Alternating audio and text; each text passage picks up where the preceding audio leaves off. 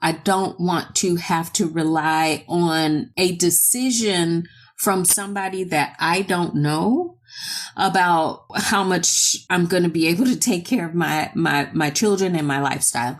And so I decided to open my own online studio.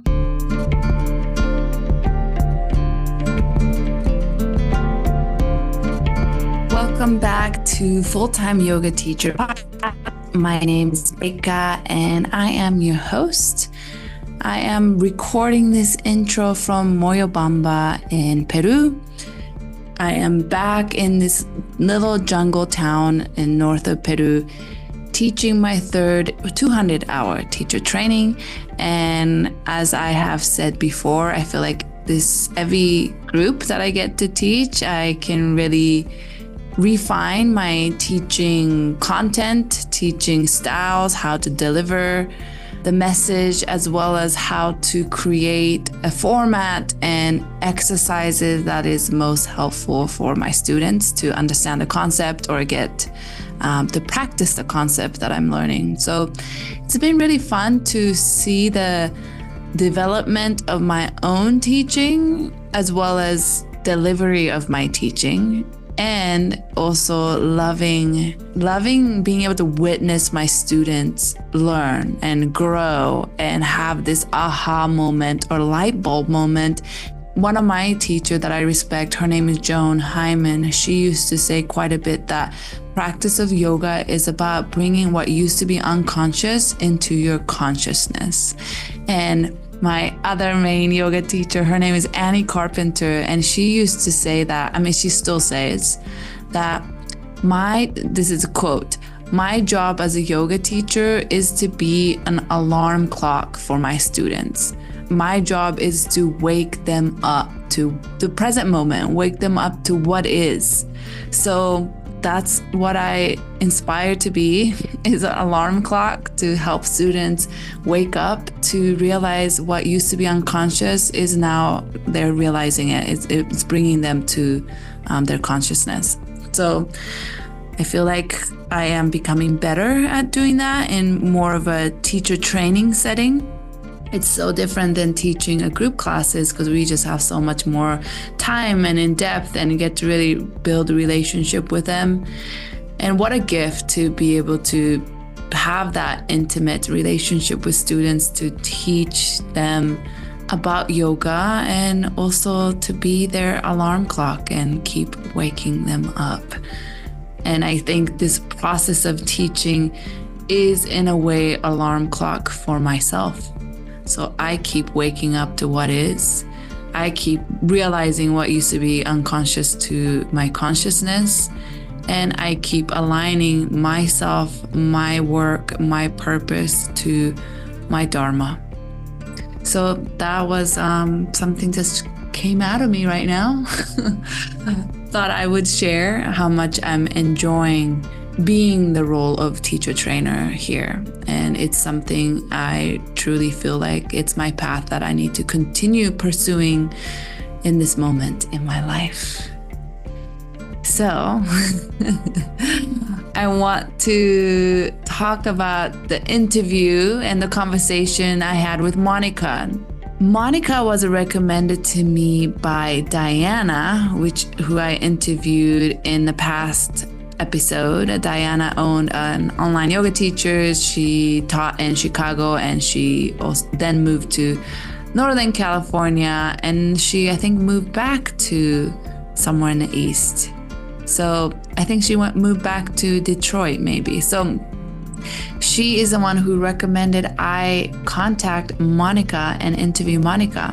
So when Diana told me about Monica, I looked up her Instagram and I realized that she also has a podcast for yoga teachers that she started around the same time I did, which is beginning of this year, 2024. And she is also an online yoga teacher who owns her own online yoga studio. And I started listening to her podcast. I started to check out her website and the things she talk about. And I just love Monica so much and what she does in this yoga world, what she stands for, as well as I really look up to all the work that she's doing, being her own boss, teaching, running her own online yoga studio, which I can relate a lot. Monica and I both started our own online yoga studio during the pandemic.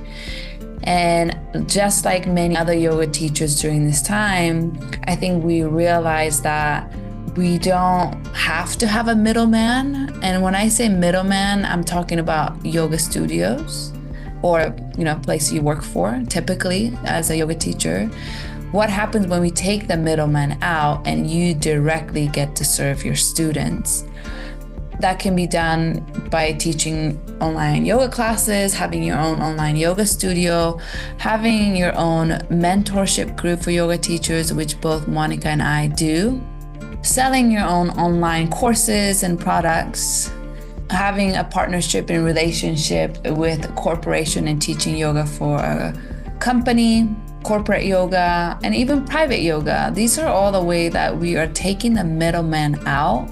And what is the benefit of taking the middleman out? Obviously, you get to earn a little more money because middleman takes a cut. You also are in charge of your own work life. You get to decide your contract. You get to decide your waiver, liability form, the rules, guidelines.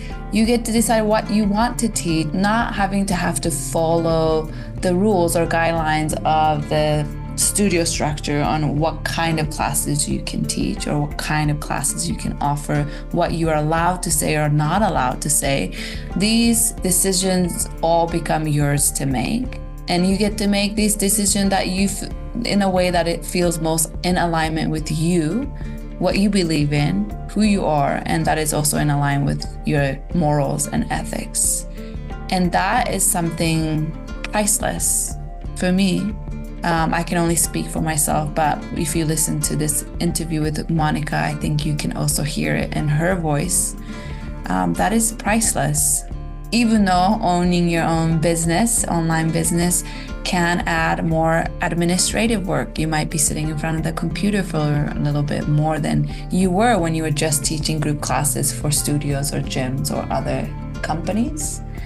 But I think there's a beauty in that I really, really love and appreciate. And I'm not saying you should quit your studio job and start your own business.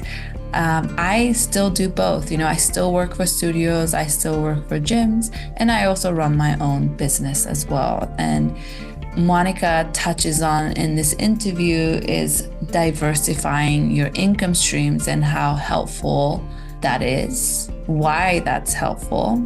And I share my stories a little bit in the interview, but I used to work for a studio that I maybe worked for them for close to maybe 6-7 years.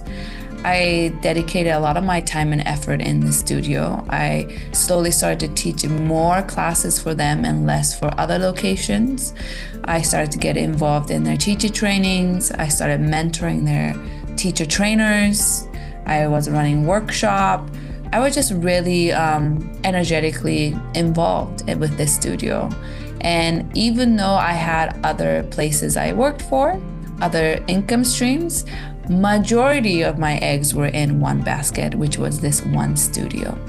After 6-7 years for working for the studio, something happened where I no longer felt morally and ethically aligned to work for them anymore, due to many actions and decisions that led up to a point of me deciding to walk away from this studio. And this walking away decision had to happen pretty quickly, and I left the studio pretty abruptly, not by my choice, but by other circumstances.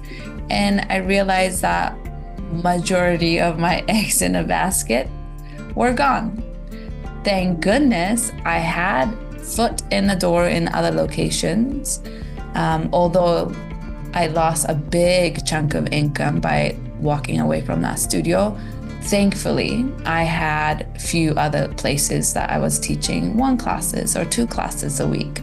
I was on their sub list. So I was able to still maintain my income level. Even if I quit one main location, I was able to pick up a lot from rest of the locations to be able to kind of maintain my income and eventually start to work a little bit more smarter and plan smarter, so that I was able to also increase my income since then. But this story is just to say that I, like Monica, agrees and teach my mentees, who are especially full-time yoga teachers, to diversify your income streams and don't put all of your eggs in one basket. You just never know what's going to happen to that one basket. So we definitely get more into that in the interview, in the conversation. And another part I really loved having this conversation with Monica was that she is a mother of 2 daughters, and she mentions how she really would love to be a good role model for her daughters, and the role models to show her daughters that she is pursuing what she loves. She's doing what makes her happy and brings joy. And sometimes that might come with little sacrifices here and there, but she is pursuing her dream. And that's what she wants her daughters to see and learn. And also she values so much about not overworking and being exhausted and burnt out, but making sure there's enough work-life balance where she has time to spend a quality time with her daughters and still being able to travel or enjoy life and not let life completely be about work. So we get into so many good stuff in this conversation. I hope you enjoy this conversation with Monica. Let me tell you a little bit about Monica Bright. Monica is a master yoga teacher and Yoga Alliance continuing education provider in the areas of anatomy, self-massage, injuries, and recovery strategies.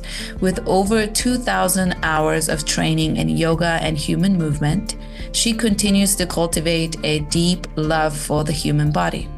Monica has co-led multiple yoga teacher trainings in the city of Chicago. She owns an online yoga studio with students from around the world, offers courses for in-depth learning, and is a business strategy coach for yoga teachers to teach exactly what they love. She facilitated a workshop on movement and injuries prevalent in yoga, led anatomy trainings, and hosts international yoga retreats. Before becoming a yoga teacher, she enjoyed a 15-year career as an educational consultant working with school districts around the country. Monica has taken the skills she's acquired in yoga and education and combined them to create a career that teaches students and teachers on a deeper level so that yoga becomes a lifelong practice for them as well. So here is the conversation I had with Monica, and I will speak to you on the other side. Welcome, Monica, for coming to join me on the Full-Time Yoga Teacher podcast. I'm so excited that I get to have this time to chat with you today. So how are you doing? I am great, Reka. It's so nice to meet you, and I've been looking forward to sitting down and having a conversation with you. So thank you again for inviting me. Yes, me too. I've been looking forward for this conversation. Maybe tell the listener, where are you logging in from? I am in Chicago. And I have lived in Chicago for most of my life. I've left a few times, but have found myself coming back to Chicago. So I'm here now until the next time I leave. I've been to Chicago a few times. My mother lives in Michigan, so usually when I go visit her, I fly into Chicago because that's the nearest big airport. So I've been there during the summer as well as winter. So I know the winter can be a little cold and tough, but I think Chicago, it has a beauty there for sure with the big lake and in the summertime especially. Yeah, it's so beautiful. I always advise people to come. If they want to hang out with me, come in the summertime. In the wintertime, I'm going to hibernate at home. And I would like to know, how did you first get introduced to yoga?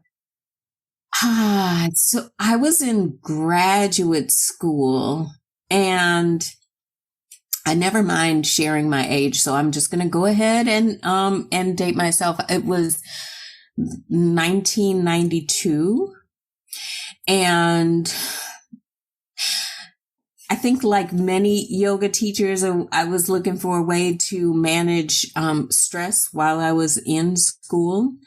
But before graduate school, I had been a dancer my whole life. So my mom always had me enrolled in dance classes. When I was in college, I was on the dance team there. So I was always moving. I was used to moving. I loved moving. And so when I got to college, it was just a natural movement practice for me to try out and get into. Now, it was very different yoga because it was yoga in the gymnasium. So the overhead lights are jarring. And it wasn't like a studio setup, but back in the 90s, I don't really even know how many yoga studios were around. But anyway, it was a way to manage my stress. It helped. But then after that, I progressed to doing more yoga in my own space. So I was doing yoga via videotapes, and P90X was very popular. I was doing that. I joined online yoga memberships and practiced yoga in my living room with a teacher online, and also on public television. They used to have like workout classes, and so I would join those too because they were fun and I could enjoy it in my own space. Yeah. So you were already practicing online yoga before online yoga was a huge thing. Yeah. And I loved it, which is why and I'm sure we'll get into this, but which is why when I talk to people about online yoga and they're like, oh no, I can't do that. I could never do that. I always ask why.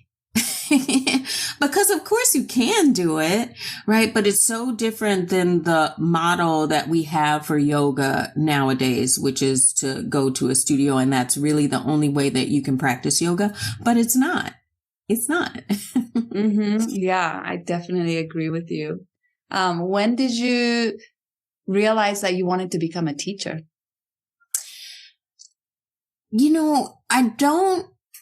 I was taking yoga classes. At one point, I progressed to in-studio yoga classes with a friend of mine. And I was taking classes and just enjoying the group environment. And I've been practicing for a while. And the teachers in the class started announcing teacher training. And initially I heard those announcements and I was thinking, they're not talking to me. And I packed up my mat and would leave. And then the next class I would take, they would announce it again. And I thought, they're not talking to me. It was probably the 9th or 10th announcement that I heard that I thought, oh, maybe they are talking to me. And so I gave it some thought. And I think that this is a good business lesson too. As yoga teachers, when we're talking to students about our offerings, is that people need to hear things multiple times before they realize she might be talking to me. But one of the hurdles for some people to becoming a yoga teacher is this fear of public speaking or a fear of standing up in front of people and talking. And that was never a fear of mine because I had a background in education. So I was used to public speaking. So I didn't have that hurdle. And so I thought this is really something that I could do. And so I just thought about it more. And then I let one round of teacher training pass because I talked myself out of it. And as I looked in and saw the teachers in the training, I was thinking, I should be in there. So when they had the next round, I threw my money at them and said, take it. I want to do it.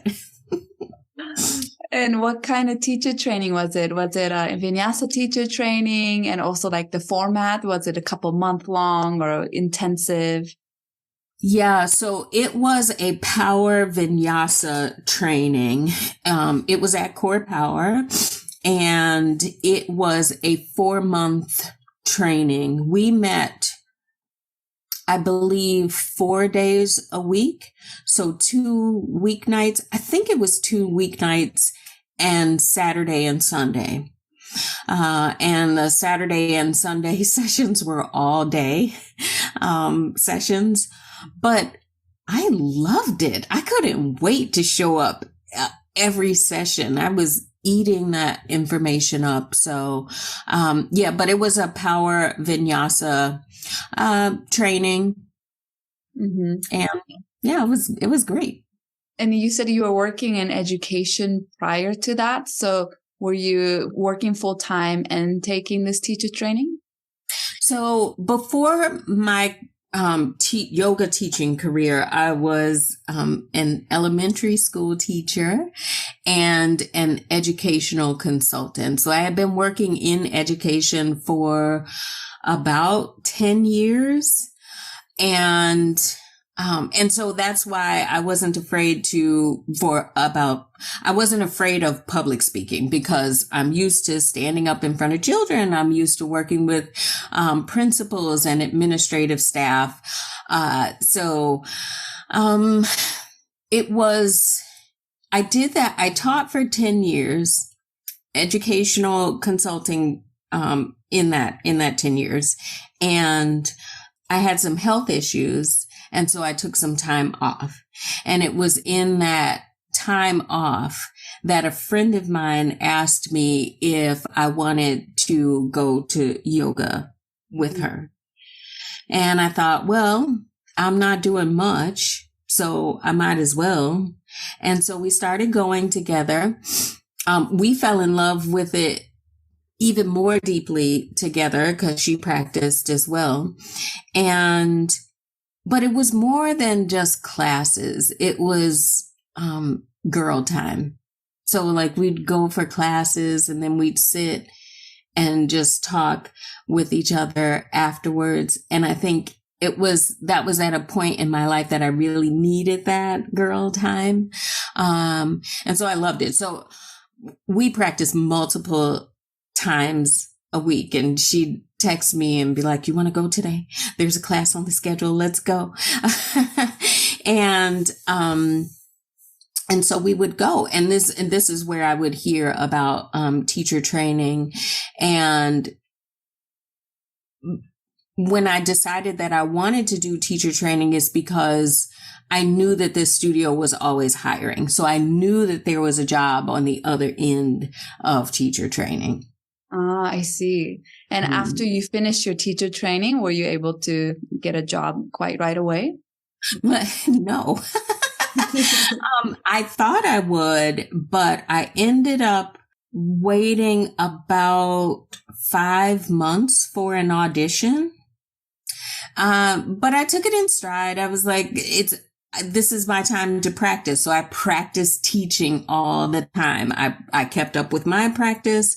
I practiced teaching on bodies, my friends who knew nothing about yoga.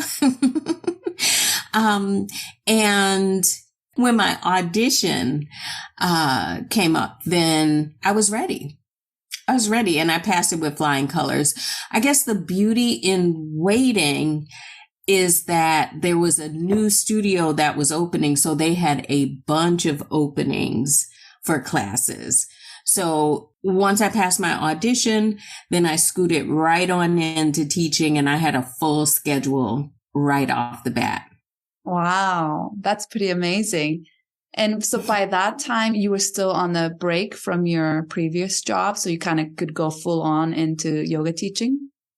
Yeah, so that was the thing. Since I wasn't working another job, I could go all in. And that's what I did. Even when I was in teacher training, I could dedicate all of my time to studying.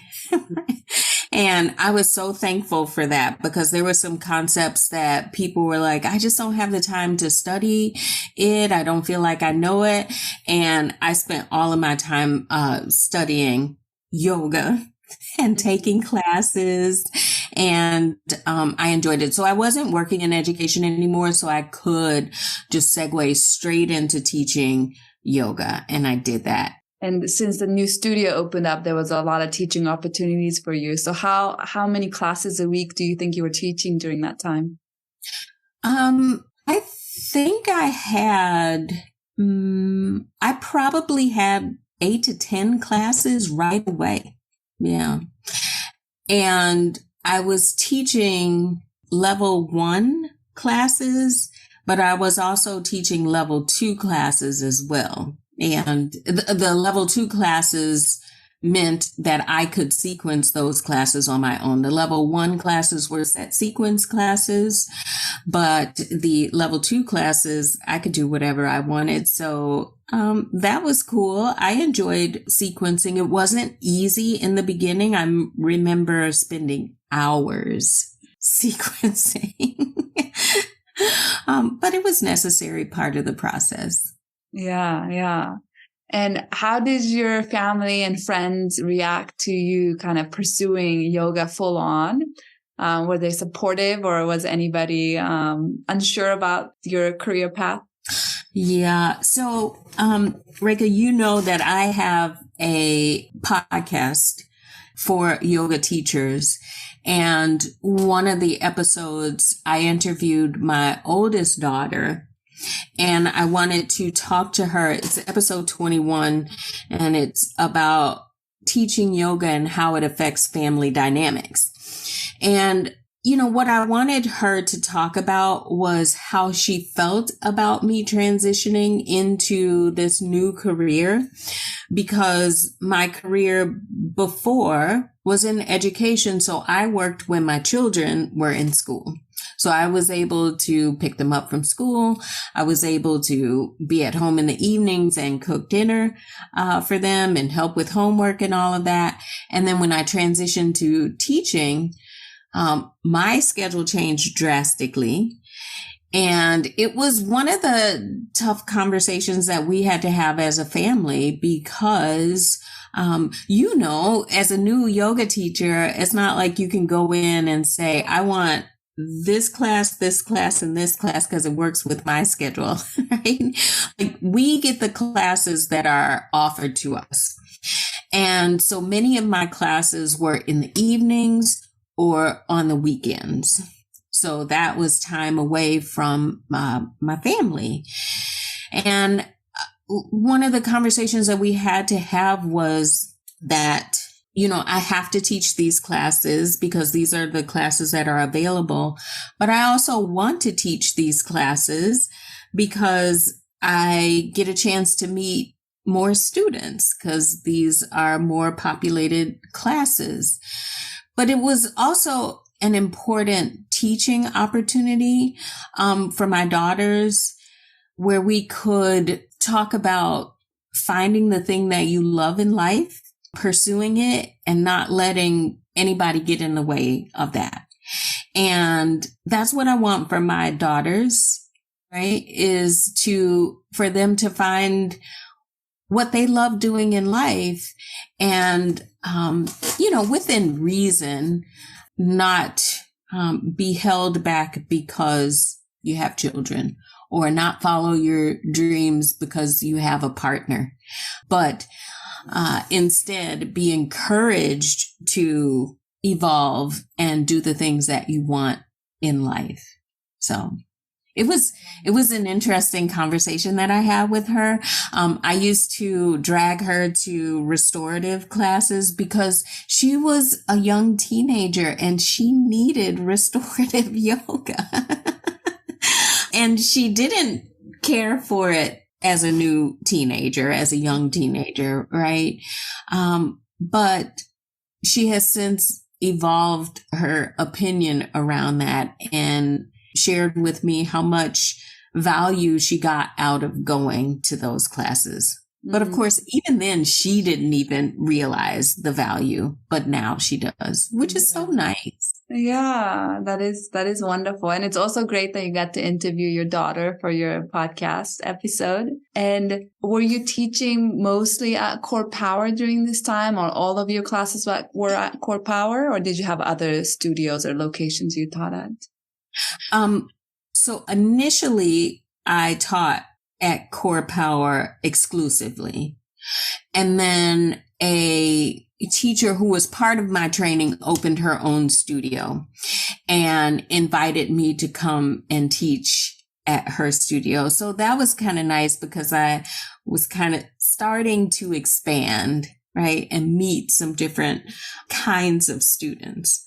And then eventually I evolved even more. So a new studio expanded into the Chicago market. So Yoga 6. And Yoga 6 is one of the places in my teaching career where I really started to grow as a teacher. They have a different teaching philosophy than Core Power does.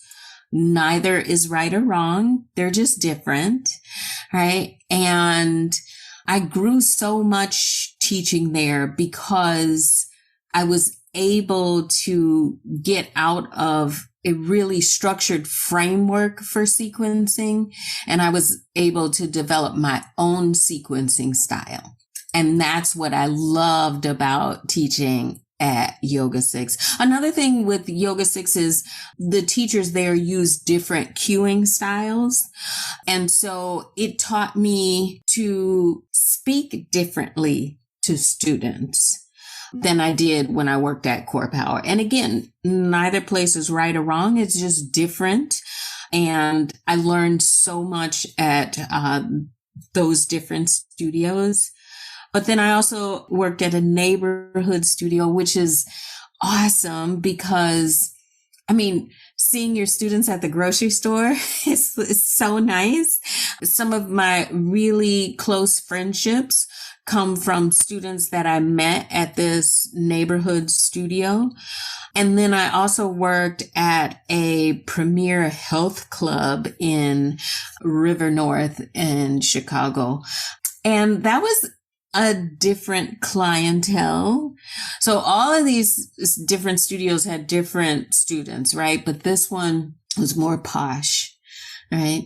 But I learned so much by being around different kinds of students, being in different neighborhoods. And I never wanted to just work for one studio because I wanted to meet people from across the city. That was important for me.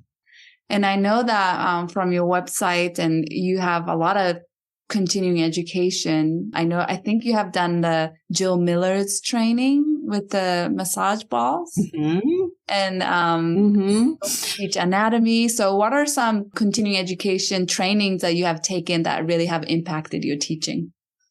Okay, so I will say this. After my 200-hour training, I was really intrigued by sequencing and curious about sequencing. So I sought out all kinds of sequencing workshops that I could take around the city. And so I did a lot of that. One of the questions that I had about sequencing, I could never get answered at any of these sequencing workshops, right? Which I thought, why can nobody answer this question? And so I just held it in the back of my brain, as just something to think about. What the pivotal training for me was the one with Jill Miller, Yoga Tune-Up, or the Role Model Method. And that is learning self-massage or myofascial release. And what's interesting about that training is we didn't just get on balls and start rolling around. We did so much anatomy work that it changed my teaching forever. I mean, there was a a point in this training where I thought, I'm going to fail this.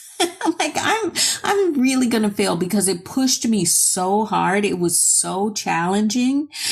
But of course I didn't fail the training. And when I was challenged, it forced me to grow. Right. And so I grew in the process, and just stepped up to the plate. So when I thought I was going to fail, I didn't. I just stepped up to the plate and grew. It was that training that I got really, really curious because I learned so much about anatomy.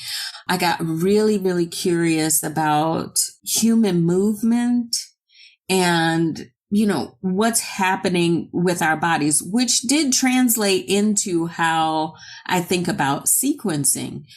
That training also changed the way that I sequence classes too, because of the way that Jill is so intelligent about sequencing and the way that she breaks things down into really small components.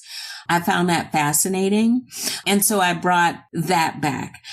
But before that, I had taken a 300-hour training this was through Yoga 6 in Kerala, India. And that was amazing.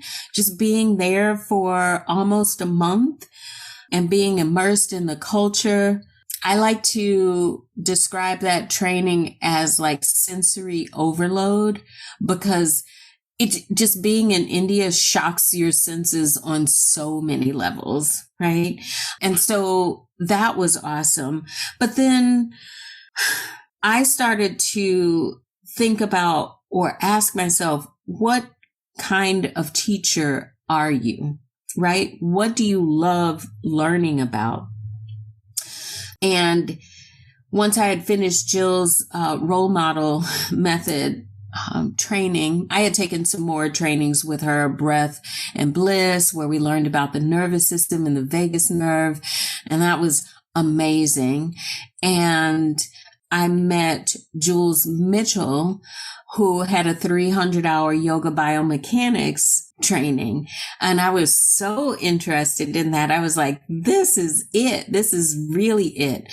In that training is where I found a love for injuries and recovery strategies. And I think that what I loved about that was that a lot of people don't think that yoga is injurious. And I mean, for the most part, you can practice yoga and not get injured. But there are injuries that you can get in your body from practicing yoga. And I had them.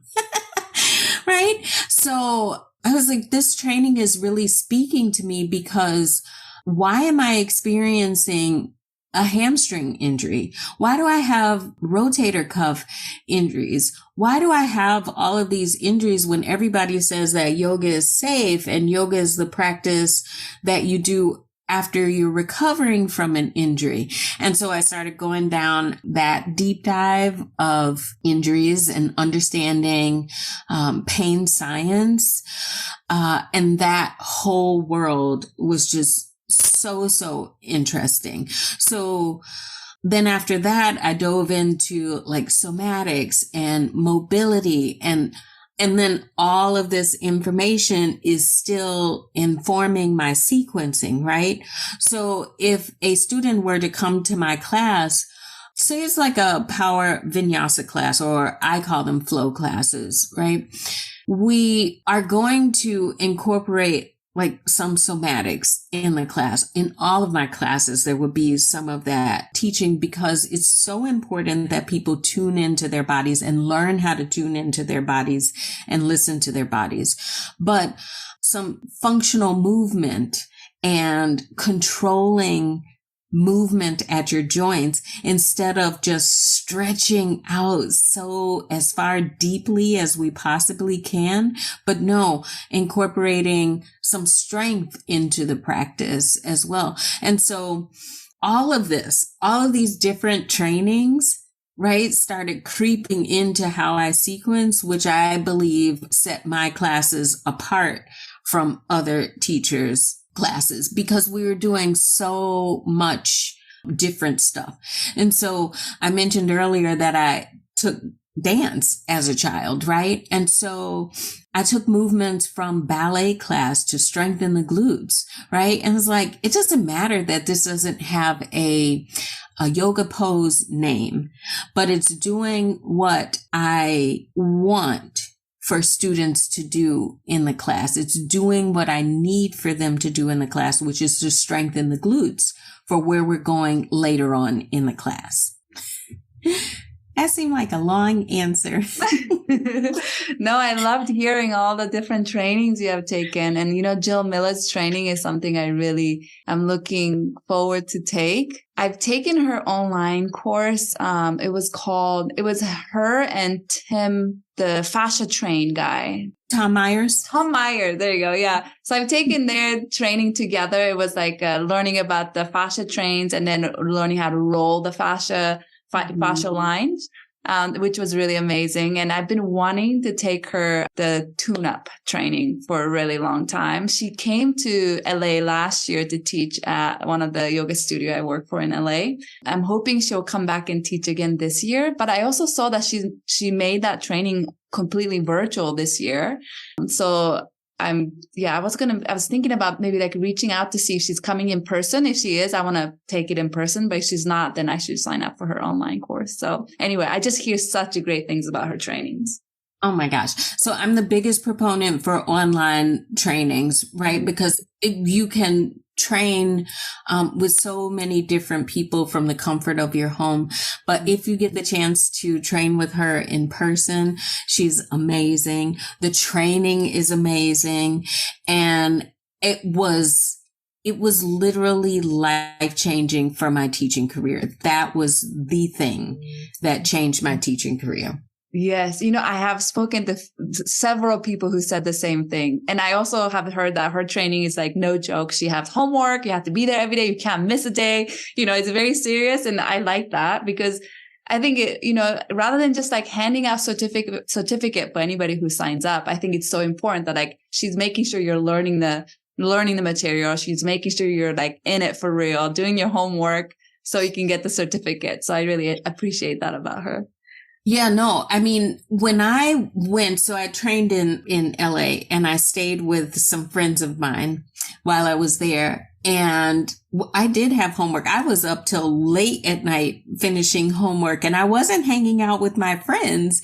And they were like, we would like to take you to dinner. So can you find some time in your schedule so that we can take you out to dinner? And I felt so bad, but I was like, oh my God, I have all this homework. You will grow so much. You will grow so much. So I would tell anybody with ears to do it. Okay, this is a sign that I should definitely sign up this year for her training. Mm-hmm. And I want to hear about what was your full-time teaching career like before the pandemic, and how did pandemic affect your teaching, and how has it affected now? Now we're in post-pandemic, because I know you teach a lot online now, and it sounds like previously you were teaching more in person. So how did that have an impact in your teaching career? Yeah, so I was teaching full-time at studios, these 4 different studios that I worked at, teaching group classes, private clients. I contributed to teacher trainings. I led the anatomy weekends, and I was doing some workshops and one-off corporate classes. So I had a pretty full schedule. And I think the number of in-person classes I had, group classes, were like 12.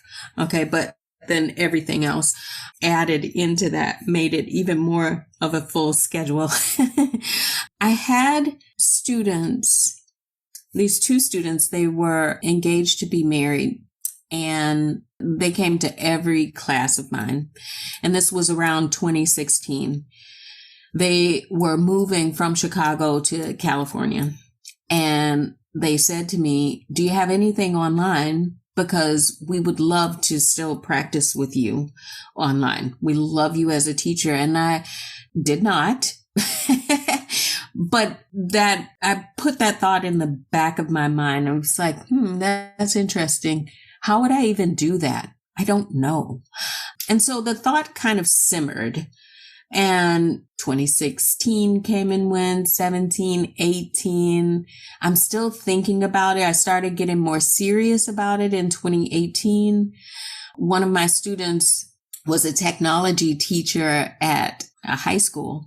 And so I even asked her, I said, can you help me figure this out? I'm trying to get some things online.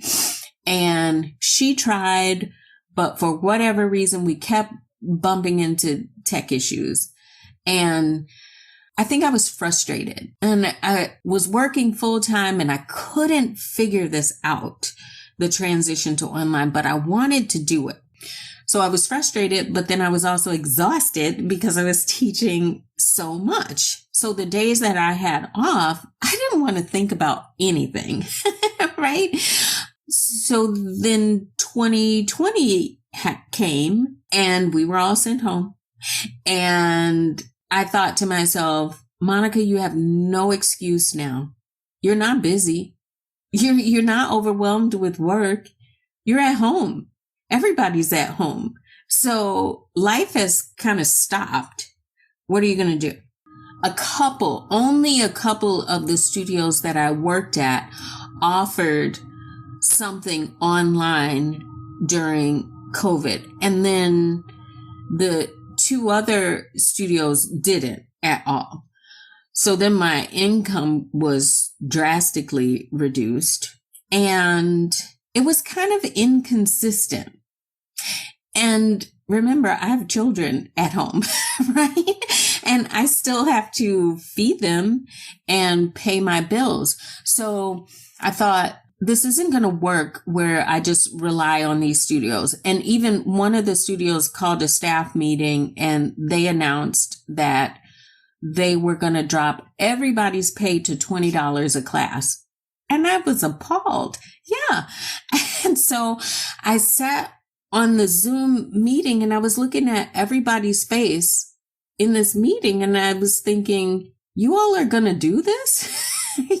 You're going to say okay to this?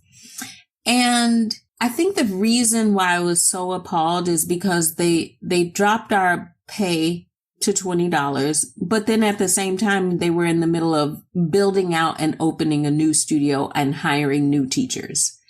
And so my thought was, well, wait a minute now. If you have the money to pay for new teachers and a brand new studio, then you have money to compensate the instructors that you have right now. That left a bad taste in my mouth.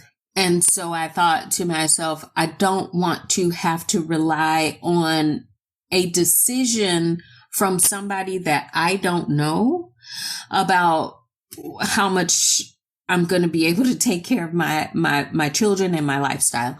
And so I decided to open my own online studio. And again, this was something that I wanted to do in the past. So the thought had been simmering. So it wasn't a brand new thought. It was like, yeah, I get to do that thing that I've been wanting to do. And as far as like tech issues, it's not like they went away. It's just that I got more savvy about them and I realized everything is solvable. So Google became my best friend. Online chat support became my best friend. YouTube videos became my best friend. Like if I hit a problem, a tech issue, I was like, okay, I know I can go to these places to figure it out. And then it became kind of fun. It was like, oh, is this a problem that I'm having now? Let me go and figure it out. And if I can't figure it out on my own, like I said, chat support, I would jump on chat support like in a hot second and say, hey, I don't know how to do this. They would walk me through it. Some of the chat support people would fix the problem for me, right? Which was really nice. And so then I had to think about, the way that I was thinking before the pandemic, which is, oh, I'm so tired and I have all these tech issues, so I can't do it. And so those were the things that I was telling myself, right? And so I was getting in my own way of doing the things that I wanted to do, as opposed to saying, these are the excuses that you're coming up with, but you can figure it out. You can set aside some time every day. Maybe you could even give up a class or two and do the thing that you want to do, right? As opposed to just being like, oh, I'm busy, I'm tired, and I can't figure it out. But now I still have my online studio. I love it. I love it. When studios started opening back up, I thought to myself, yeah, I don't want to do that. I don't want to jump back into the rat race. I like my life now. I love my life now, I should say. And it's not because my commute is from my bedroom to my living room. I mean, that's part of it, but I get to be at home with my children. I get to have dinner so my oldest daughter is away in college now. But my youngest daughter, I get to pick her up from school every day. We get to cook together in the evenings. She got me really into skincare over the pandemic. So it's like these memories that we're creating and this sacred time that we're spending with each other is so much more important to me. And so I decided, you know what? I'm going to go all in. I am going to do this thing. And the icing on the cake is that, I get to serve students and give students exactly what they want. So I can cut out the middleman of the studio manager, all of that business. If students want a workshop on backbending, hey, and enough of students want that, let's do it. We'll do it. My online studio always believed to be important when I was teaching classes in person before the pandemic, is that students should know what they're doing and why. So if I'm teaching a concept, they should understand why I'm teaching this concept. And so the studio has turned into like a teaching studio. So I have an area in the studio with instructional videos or tutorials, right? It's like, why do teachers always tell you to put your hand on the inside of your foot in dancer's pose? Let's talk about that. And what if you can't? What if it hurts? Let's talk about that. And in the in-person model, we don't have time to have those conversations. But online, I can set aside space for those conversations. And so that's what I've done. And that's what I love about being in the online space is I can do whatever I want. Yeah. Yes, I love hearing that. And I have so much questions about your online studio because I also started my online studio during the pandemic. And I was a little bit afraid, like, okay, once things start opening up, maybe everybody want to go back to in person. But I feel like I have a pretty good core group of people that really want to continue with my online studio. So I'm still to this day have my online studio. I don't make enough fully from just my online studio. So I do still teach in person to kind of supplement my income, but it's something I love. Like you said, there's so much beauty in online teaching. It makes it accessible. People from different parts of the world can come join. And another thing I love is that what you said, you're taking out the middleman. When you work for studios, you have to go follow their rules and guideline and, teach what they want you to teach. You don't have as much freedom of like when to teach, what classes you want to teach. But with your online studio, you can do whatever you want. You are in direct communication with your students and you can see what they want from you. And yeah, everything you said, I completely agree with. And when you kind of switch to online teaching, I guess first question was, did you have, you had an email list that you sent out email to let people know that you started teaching online? Or how did you communicate with your students when you started your online teaching? Yeah. So when I was teaching in person, I understood the importance of having an email list. So I was collecting emails since not since 2012, but probably since around 2014. So every time I would do a workshop, I would put out an email sign-up sheet. And people who enjoyed the workshop or who wanted to stay in contact with me outside of the studio room, they would add their names to the email list. And so I was constantly collecting emails. And when I transitioned to teaching online at the start of COVID, because I was teaching at multiple different studios around the city of Chicago, I had a large pool of students from around the city of Chicago that came to my studio online. And so my retention rate, knock on wood, is fantastic. To your point about students wanting to go back in person, I believe that there are students who will gravitate towards in person, and there are some who love online and some who don't know. They're kind of in between. And a lot of students had never been introduced to the online option before 2020. But when they started practicing in 2020, they thought, this is kind of nice. I don't have to leave work at a certain time to get to the studio. I don't have to put wear and tear on my car or risk injury riding my bike to the studio. Which riding a bike in Chicago can be quite dangerous. But I was just having a conversation with one of my students. I taught a morning class on Memorial Day. And so I have students who either love the live classes that I have because they like community, they need accountability. And then I have students or members who just only take recorded classes because they want to practice when they want to practice, and they're fine with that. This student who came on Memorial Day, she usually takes recorded classes. And she said, I never really thought I would love online classes, but I do.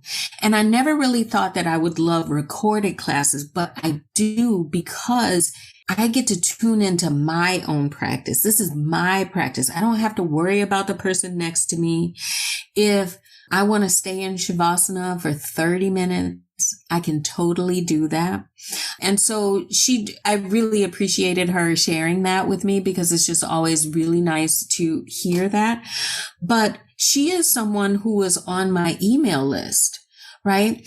And at the start of 2020, or around April of 2020, I reached out to people on my email list and said, hey, I'm opening an online studio. I would love for you to come and practice with me. This is new. I'm trying to figure it out. So it's really transparent about me trying to navigate this online space. But I would love for them to come and join me. And so many did. And, we all needed connection during the pandemic. And so it was really nice. And so my email list, I use it very differently now than I did in the past. In the past, it was like, hey, I'm doing this workshop. I'm going to be here doing a special class, and now it's evolved into, how can I serve you like where you are? You don't have to come to a workshop. I mean, I have one available if you're interested in it, but have you ever thought about like your morning routine and how that sets the tone for your entire day? Right. So offering value just through the email. And I get responses from people that I haven't seen in years. And they're like, thank you so much for that reminder. I really needed to hear that. And so they never have to join any of my offerings. If I can give them something through an email, then I feel like my job is done. And I'm happy. Yeah, I love hearing about the email list and newsletters. That's definitely something I was very thankful that I had also collected email addresses before the pandemic. And that's something I also recommend in my mentorship group where, teachers to also start collecting email addresses now. It's like it's sooner the better. And I know you also do mentorship and mentor new teachers, which I do want to get into, but a little bit more about your online studio.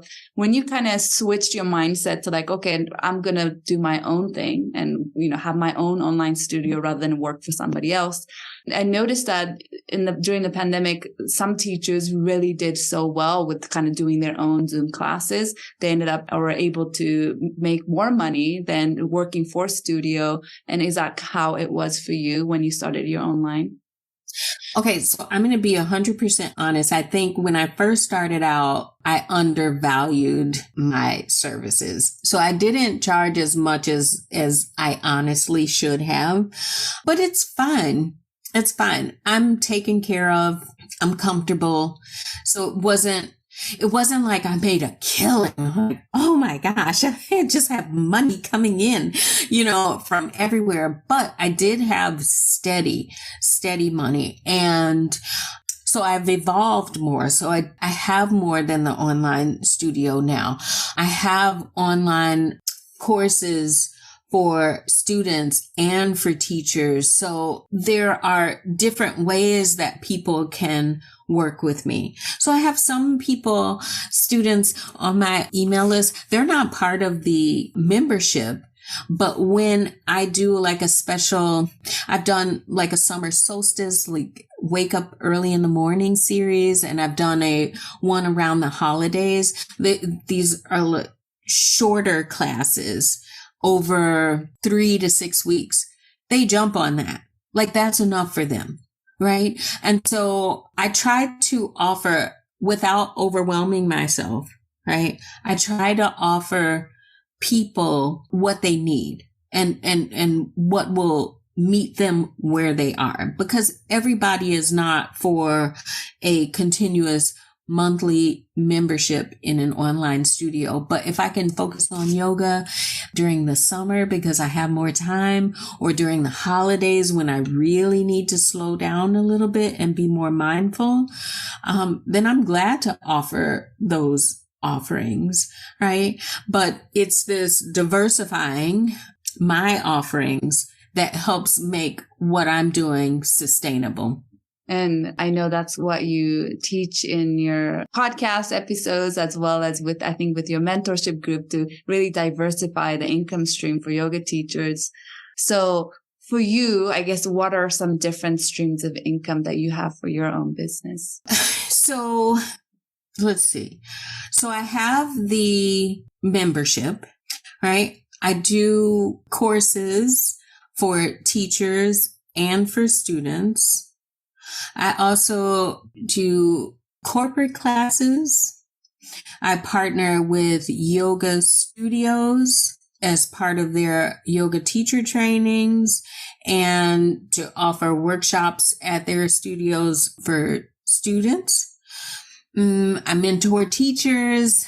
Either it's through the business of yoga where I teach them about building their businesses, or it's one-on-one mentorship where we work specifically on their needs. So I have a teacher right now that we're working specifically on running retreats. She wants to run a retreat, but she has no idea how, right? And so that is all that we're doing, is getting her ready to run her first retreat in Bali. And like, this is the kind of stuff that I love. Right? It's like, let me help you figure this out, because I've been there where it's like, I want to do this thing, but I don't know where to start. And then I also do international and local yoga retreats. So those are sprinkled in throughout the year. I took a break from international yoga retreats because of the pandemic. So I was fortunate. My last retreat was January of 2020. So we just got in. Nobody knew anything about what was coming. And I'm so glad we were able to get to that retreat. It was in Panama. We had a lovely time. And So then the world stopped, right? And so I stopped retreats. I wanted to do one this year. And so last year I was looking at places to go. But what was really important to me was the contract terms, right? And what happens if there is another pandemic, and I wanted in writing what would happen. And so some retreat places don't have that verbiage in their contracts, which is a red flag for me. And other retreat places do have that language in their contracts. So I do have a retreat next February, and it sold out in 2 months. I didn't even get to go public with it, right? I didn't even get to go public with it because as soon as I let people know, it sold out. So, but that's a good problem to have, right? I'm not complaining. That's amazing. Congratulations on filling it up before you went public with it. That's so exciting. Yeah. I mean, there was a little trepidation too. Is like, do I do it? Who would come? Would people really want to? And, so I got my answer really quickly, but, yeah, I'm excited to get back into that because I love leading yoga retreats. Mm-hmm, mm-hmm. And where is this retreat at? This one is in Mexico. It's outside of Puerto Vallarta, and it is the retreat name is Mixto Villa, and it's the sister retreat to Shinalani. And I've been to Shinalani 3 times, and I love working with their staff, and that's huge too. Mm-hmm, mm-hmm. Amazing. Is it close to Sayulita? Oh, I'm not sure. Okay. I know there's like a little beach town called Sayulita near Puerto Vallarta that I love to visit. And I know quite a few retreats that happen there. So maybe I thought it was there, but it must be a different location. So it seems like you have your online business as well as you do still go teach in person with like a part of teacher training or also retreat and stuff. So it seems like you have a blend of online and in-person teaching right now in your schedule. Yes. So I do have a blend. It's mostly online, but I will come out and do in-person things on occasion. I've done quite a few things in my neighborhood through the alderman's office, which is awesome because it's free to people in the neighborhood and I just get paid through the alderman's office.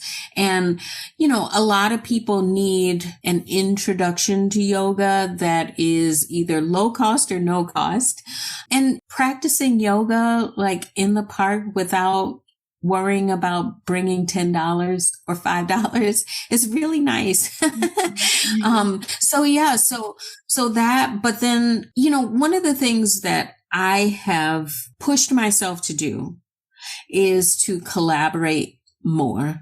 And I enjoy working by myself because I know what needs to get done and I can just do those things, right? And I don't have to rely on another person. But starting last year, I said, no, Monica, let's branch out a little bit, start collaborating with people because there are some teachers that I really respect and would love to be working with. And so I pushed myself to do that. And I'm so glad that I did do that because I get to experience different people, different experiences, just doing these other projects. So that's made me very happy. And it is also just like another offering that I have and I love. I love to hear that. So with somebody, maybe a listener who's listening to you and hearing about your, amazing online business and, because I think a lot of teachers kind of start off just working for studio and they don't really see themselves as a business owner yet. And maybe they see somebody like you who's actually, are running your own business. Do you have any advice for teachers who are just starting out with their business and kind of trying to see their teaching as their business? Yeah, that's a great question. I think the best piece of advice that I would give is to know who you are, know what kind of teacher you are and what you love teaching and the students that you love teaching. So once you hone that in, once you get really clear on that, then you can start to build your brand or market yourself as I am this kind of teacher. So for me, for example, I know that I love teaching injured bodies, aging bodies, beginner students. So all of that is part of my messaging, right? You are the type of person that I love teaching because you're a beginner student. So that translates into the kinds of classes that I teach, right? So I'm not teaching put your leg behind your head kind of yoga or forearm stands or, really tricky poses. I think that's difficult to do on the online space anyway. But I am more interested in helping people to continue to move while they age, to continue to move if they're recovering from an injury. And so I'm really clear on who I like to work with. So the advice is figure out what it is that you love. So if you love teaching pranayama, then let pranayama be the thing that you teach, right? Go all in on that. And you will attract the people who are interested in learning about pranayama. And so it becomes this flow that becomes really easy, right? You're not pushing up against like, I need this or I need that. It's like, this is what I offer. These are the types of students that I'm going to attract. And I think that that's one of the biggest lessons that I had to learn and that I would give advice to teachers is to loosen the grip, right? And allow things to flow. But really get really, really clear on who you are as a teacher. And you can start to create from there once you know that. Yeah, I love that. It's almost like it's kind of like niching down, like, what is your focus and who do you want to teach? I love hearing that. And with questions about newsletters, because I noticed that some studios are a little bit more hesitant of yoga's teachers asking for collecting email addresses. So how did you collect? You said you were collecting from workshops and trainings. In most cases, do you think workshop trainings are a good place to start collecting email addresses rather than at group classes? Yeah, so I wouldn't collect it in group classes. I wouldn't do that unless a student after class said, I would like more information about you and what you're doing. If they asked about being on the email list, then of course I would, get their information. One of the things that I learned when I was in education, one of my mentors told me that it's better to ask for forgiveness than for permission. And that has stuck with me for over 25 years, right? And so I didn't ask permission. I was leading the workshop. So some of the workshops I was teaching were on self-massage and using balls. And so this never happened, but if I had a manager that said, why are you collecting emails? You shouldn't be doing that. My response would be, is because I'm teaching these people how to do something in their bodies. And if they need a follow-up or if they have follow-up questions, I want to be able to answer those questions for them. So I'm always prepared for what if something happens, what if a manager says. I think partially because at the start of my career, I was kind of taken off guard by some feedback from managers where I was like, oh, okay, I got to tighten up and I got to be ready. And so, Yeah, my response would be because I'm teaching people something that they need or that they're interested in knowing because they signed up for the workshop. And plus I have follow-up information for them. If I would say this, if you are a teacher who is hesitant about doing something like that, then another way that you can get around doing that is as part of your workshop, you could have some handouts, or you could have something that you send to students digitally after the workshop. And the only way that they can get this thing after the workshop is to share their email addresses with you. Then think about doing it that way. And then if you are dealing with a studio or a studio manager that has a problem with you taking emails, then that's just something to really think about, right? Because these students are not owned by a studio, right? I mean, they're free to give their information to whoever they want to give their information to. So it would just be something as a teacher that I would think about, like, is this the best place for me? And not all studios are the best place for you.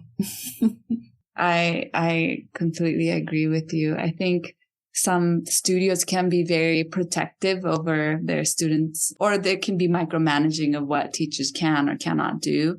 And yeah, like not every studios are for you, because I would love, as a teacher, I would love to work for studios where studios want the best for me, who want me to do well as a teacher. And I think certain studio can kind of pull you back, or, they don't really want the best for the teachers because they feel almost like a competition. So there's definitely, I have worked with, different studios where I felt like I was very supported and they wanted the best for me. And I also have worked with studios where they definitely felt kind of not intimidated, but there was a lot of rules and micromanaging that happened. So definitely, I think it's a good thing to feel into and notice how it feels for you when you're working for studios. So thank you for sharing that. And a little bit more about your newsletter. Like, how often do you write your newsletters?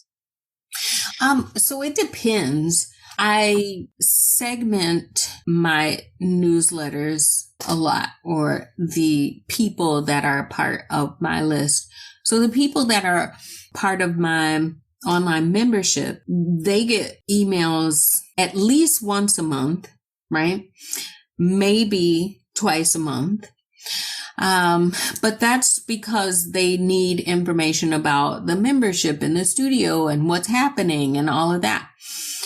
Other people that are on my email list. So if we're talking about the whole list altogether, I might email them maybe twice a month. So I'll tell you this. I worked with a guy who was helping me with email strategy, and he wanted me to start sending emails out every day. And I said, absolutely not. I'm not doing that. And I didn't want to do that, one, because I didn't have enough to say to send an email out every day. But then also I looked at my own behavior, and the people that I receive emails from every day, I don't open those emails. Right? So I was like, I'm not going to do that. But he pushed me to email. I think he had me email once a week. And that's what I felt comfortable with. I said, I will do this. I will do this. And so I did that for a little while, probably for about 6 months. And I used it as a way to obviously offer value to people's life, right? But then also as a way to get rid of people who didn't want to be on the email list anymore, right? I was like, if you feel like it's too much and you unsubscribe, that's great. Bye. And I didn't take it personal. I just, they were done. And once I went through that process of like 6 months, then I realized, okay, the people that I have on my list now, these are the people that want to be here. They're okay with receiving these emails. And then I pull back to like twice a month. But I was, like I said before, I will segment people out. If I have people who have said that they're interested in yoga retreats, then I'll email them separate to the whole list because they've expressed an interest in something. And so I want to talk directly to them first before I open it up to the rest of the email list. That was helpful. Thank you. And maybe a little bit more about diversifying your income stream. Definitely I had an experience a few years ago of I invested a lot of my time and effort and energy into one studio, and I was working there a lot and I was doing a lot for that studio. And something happened where I abruptly no longer worked for that studio. It was my decision to leave. But I remember I still had few places I, had my foot in the door or my online income business as well. But I remember thinking at that moment, like, never again, I'm going to put all my eggs in one basket. Even though I still had other places I worked for and I had my online income, I almost felt like I should have equally divided rather than putting a lot of energy into one location. And I know that's what you really teach is diversifying your income stream. So maybe tell us why you teach that and why you value that so much. Well, I saw teachers who were only working at one yoga studio lose their classes for no good reason, right? Except for the class schedule has changed and now all of your classes are off the schedule. And that was their entire income. I can think of 2 teachers specifically where they were devastated. And I thought to myself, oh my God, oh my God, I will never ever put all of my eggs in one basket. The other thing is I worked at the neighborhood studio that I worked at. Whew, that was an experience, right? So it paid really well, really well. So I got a base pay plus $5 every additional. So base pay for 6 students and $5 for every additional student. And my classes were consistently packed. So I was getting paid really, really well at that studio. But the studio owner was abusive to me. And, she was going through her own things. I think that she was dealing with the popularity of my classes versus her classes. And I had a lot of mini talks with her about, just let me teach. Just let me teach. That's all I want to do. I just want to teach. Just let me teach. But she would make life difficult for me. So she would change the class from like a regular flow class to an advanced flow class. It was like, why? Or from a room temperature class to a hot class, all to like reduce the class attendance, And so I bring all that up to say that, this was a time where I didn't stand up for myself like I do now. I've gone through some things that have forced me to love myself more. And some of the things that, she was able to do then, she would not be able to do now because I wouldn't allow it. But I didn't want to leave that studio because I love the students so much. And that's really why I stayed, because I love the students. But I knew that I needed to diversify my offerings, right? I couldn't just be working at one studio. And if you dig a little deeper, I can't just rely on physically teaching, because what if I break my leg one day and I can't teach, right? I have to be able to do something else in order to draw income. I have to.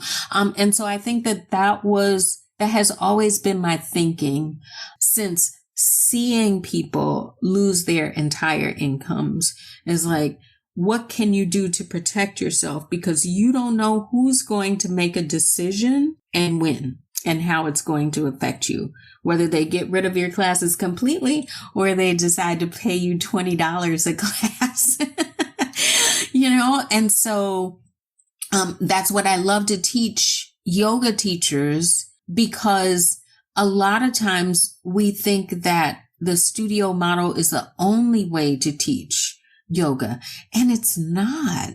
It's not. And today, there's so many avenues to teaching, so many. And so teachers can choose how they want to teach yoga and let it be their choice and create a teaching life that is good for them. Yeah, I definitely 100% agree with you in everything you said.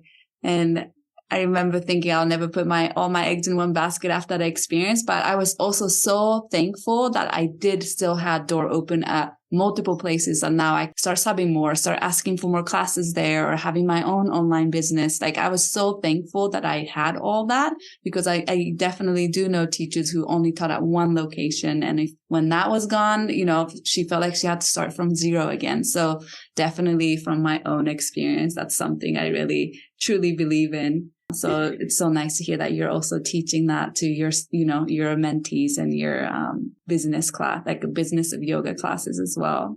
I really appreciate that.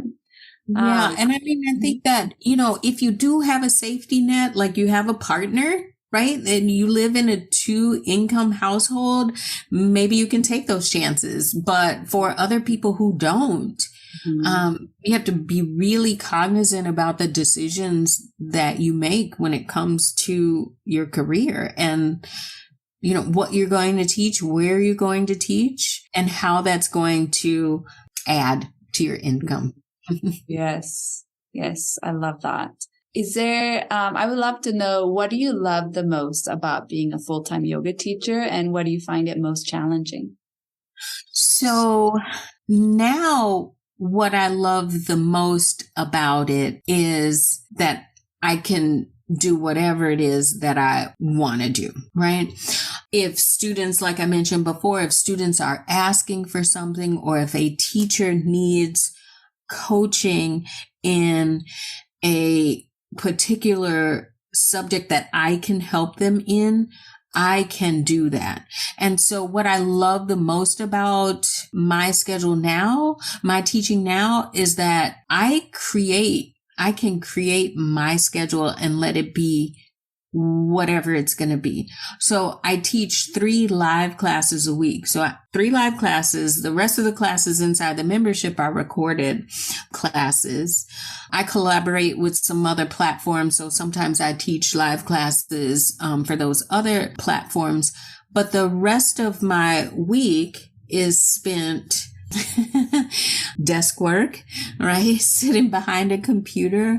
So that's one of the challenges is I didn't use, as a yoga teacher, I didn't used to stare at a computer as much as I do nowadays, but I've found ways to make that experience a little bit better. So I got a stand-up desk, right? So I don't have to sit down all the time. Another thing that I do is I created my schedule so I'm busiest Monday through Wednesday, and then Thursday and Friday I can kind of coast a little bit. Saturday and Sunday I teach in the morning, but I have the afternoon, the evening off. It's beautiful, right? And if I need to change something, I can change it. I don't have to ask permission, from someone else. Another thing is so I was born in the Caribbean, so I love the sun. I love warm weather. And so in the summertime, I don't like to work as much as I do in the wintertime. So I set up my schedule so that in the summertime, I'm working less. And in the wintertime, I can come and hibernate in the basement and work all day long. But in the summertime, I want to sit outside.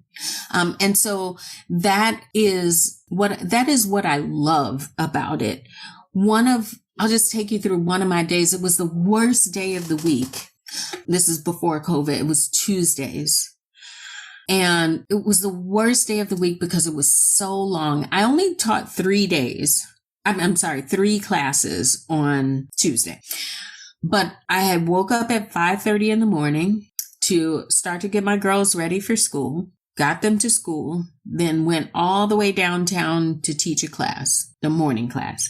Then I came home, had about a break for about 2 hours, maybe 3. Then I had to pick my girls back up from school, cook dinner, and then I had to go back downtown. So downtown for me is about 30 minutes, but with rush hour traffic, it's over an hour. Then I had to go back downtown to teach 2 more classes, one at 6:30 and one at 8:30. So then I wasn't finished teaching until 9:30 p.m. Didn't leave the studio until 10:15 sometimes. Didn't get back home until 10:30, going on 11 o'clock. And so 5:30 in the morning to 11 o'clock at night, only teaching 3 classes. It was such a long day. But I was so hesitant to give up a class, right? I didn't want to give up a class. But now I don't have to do that, right? I don't have to do that. And I don't say yes to a class when I don't want to say yes to a class. If somebody asks me to teach something and either I don't want to do it or it's not going to work with my schedule or it's going to be too much in my schedule, then I say no. And I don't harp on it. I don't think about it. I just move on. It's beautiful. It's beautiful. What you find most challenging about maybe doing your own business, running your own business as a yoga teacher? I think the challenging part is the desk work, right? Staring at a computer for long hours out of the day.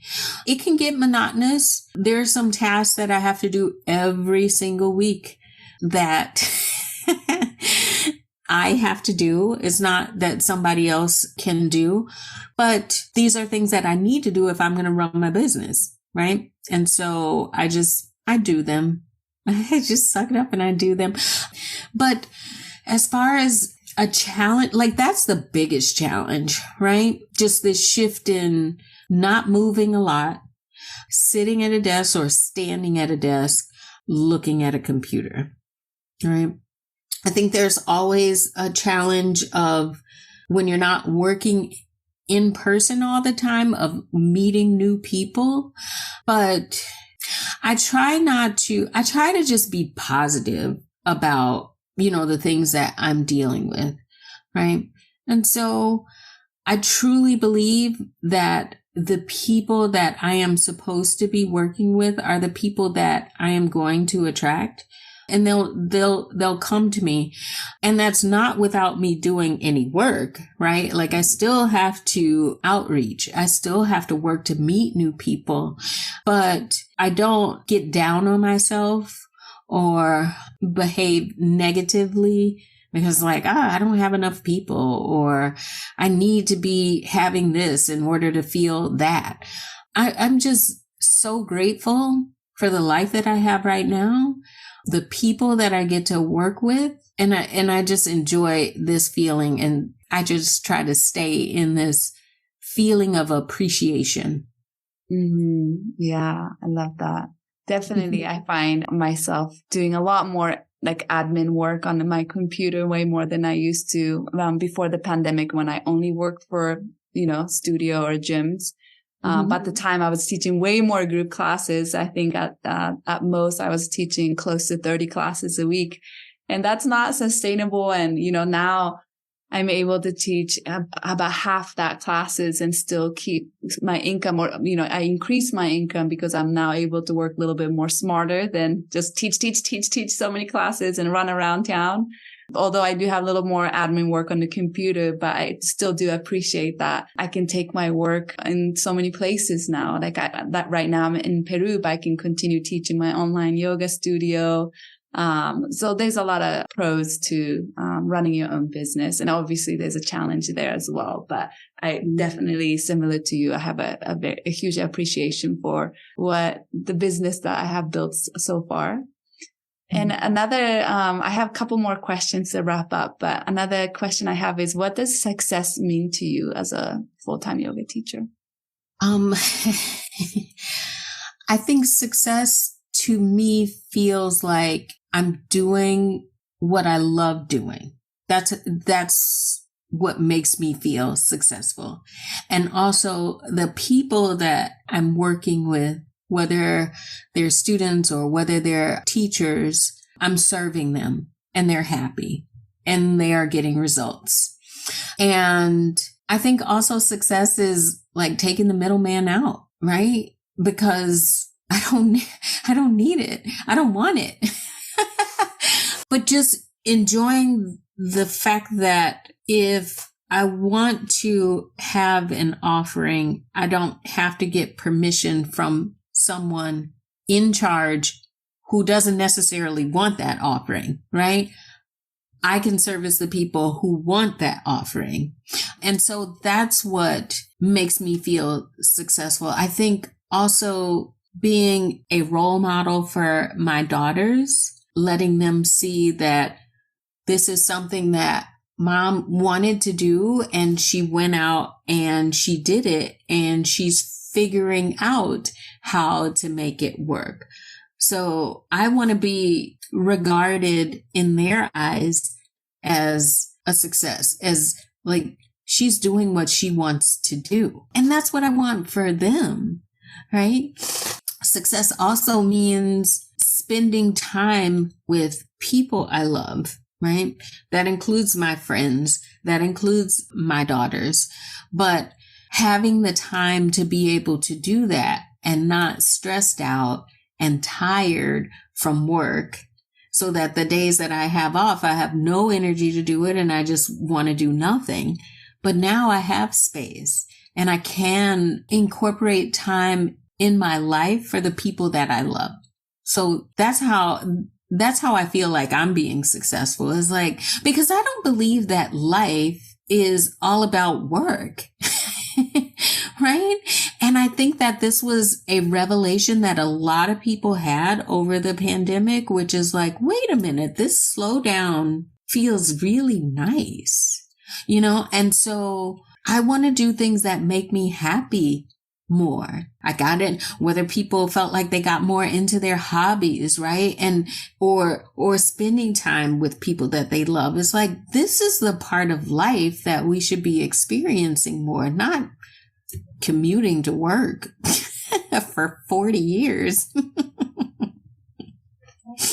Yes, I love what you said. Doing what you love, obviously, but then also it's not running your life. That job is not running your life. You still have time to enjoy with your family, your loved ones. I totally agree with everything you said there. Mm-hmm. And my last question is, where do you see your teaching or your business going in the future? Is there any goal you have or direction that you really want to take your teaching or your business towards? Well, I love teaching in general.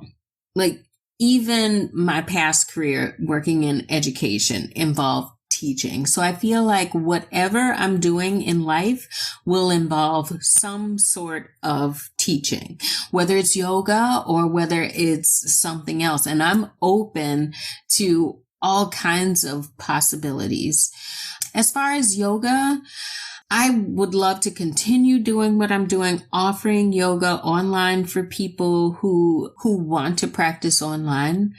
I want to continue with yoga retreats. I would love to teach in places outside of Chicago. I love traveling. And so if I can incorporate more traveling and yoga, that would be awesome. But whatever it is that I am doing. I know it will have a teaching component to it. So I'm open. I love it. Thank you for sharing that. Is there anything that I missed or I didn't ask you that you want to, I don't know, tell the listeners, anything with teaching yoga or business side or anything that I missed that you want to say? Oh, that's such a good question because I feel like we covered so much. Mm-hmm. I think generally, if I can just speak generally on a human level, right? If we can find the things that we love doing in life, and then set aside time to be by ourselves, to get to know ourselves and what we like and what we don't like.